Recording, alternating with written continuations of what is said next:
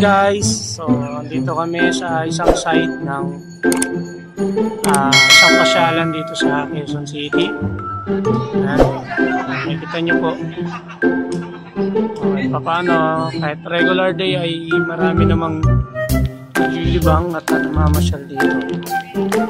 So meron silang larong sepak takraw.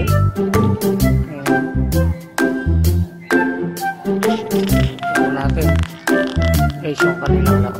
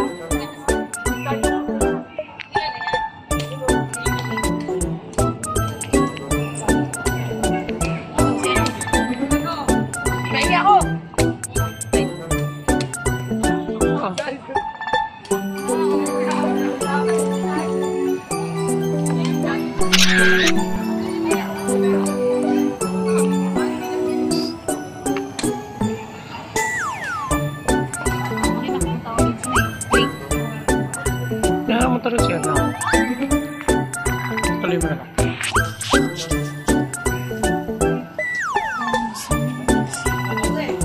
So dito mga loads, dito sila nagpi-play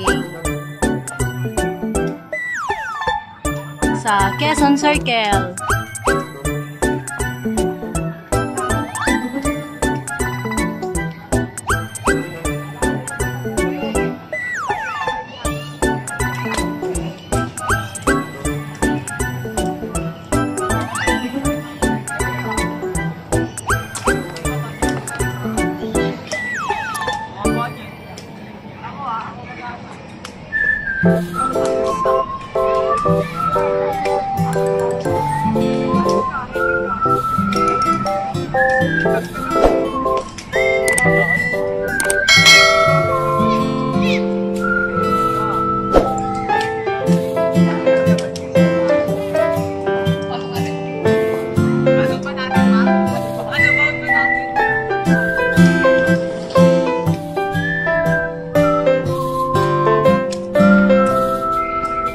Hi mga lods.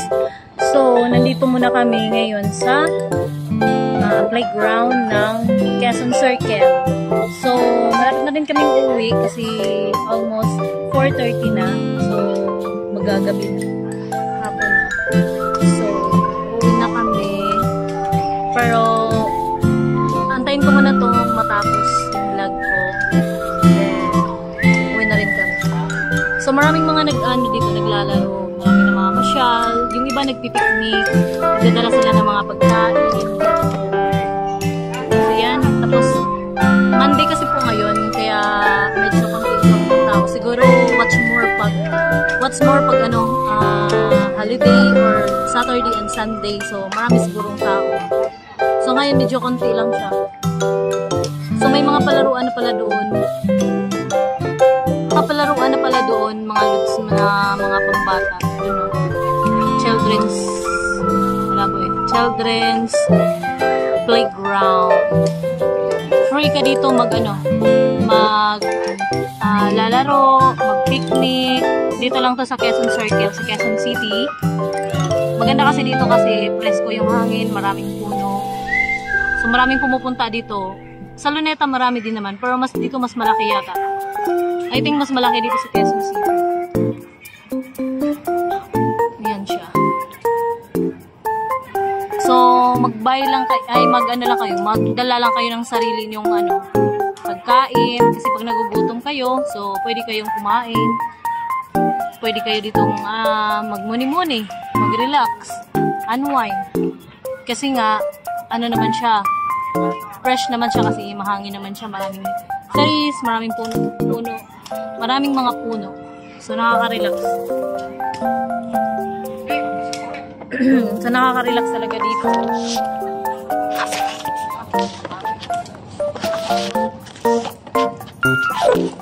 Tsaka yung share ko lang. Malinis din yung CR dito sa Quezon Circle. Kasi nagsi-CR ako dun. So, ang linis ng CR nila. Kasi may ibang mga park. Madumi yung mga CR nila. Pero ito sa Quezon Circle, approving CR. Malinis siya, guys. So, kung gusto nyo bumisita dito sa Quezon Circle, mabilis lang naman. Kung galing kayo sa Manila, mabilis lang. Sakay lang kayo ng jeep. Tapos, sumakay din kami ng van. Punta dito, 35 lang naman. Parang SUV ba yun? Ganun. So, mag-enjoy ka dito. Tsaka di mo guys. Di mo malibot ng isang araw. Malibot mo ba? Kasi kami hindi ko nalibot. Kasi dito lang kami sa wala pa nga kami kalagitnaan eh. Kasi nag-TikTok pa kami, kumain. So, hindi ko nalibot lahat. Pero yung pinaka-landmark niya na parang yung di ba yung pinaka-landmark talaga ng Quezon Circle, yung mataas na pinakamababa na shrine ba yung tawag. Pupuntahan namin. Dinuwi na kami. So, maganda dito. So, perfect for family bonding dito sa Quezon Circle. Ma-recommend ko sa inyo na kung sa Luneta kayo, mas better kung dito kasi siya, malawak. Then, nako, mapapagod na tayo sa kakaikot. So, yes. Ang ganda dito. Yung suot ko naka-netted pa. Ang init. Grabe. Kaya nagtitiktok pa kami, mga lods. So, thank you so much for watching.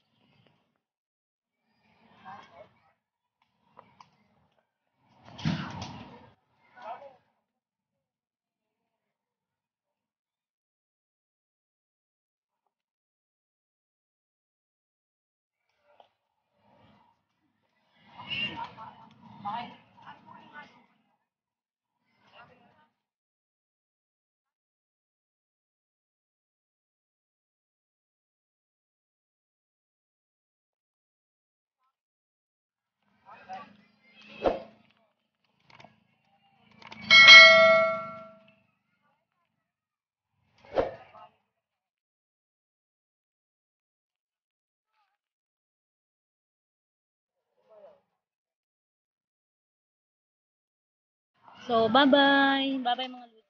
See you in my next vlog. And thanks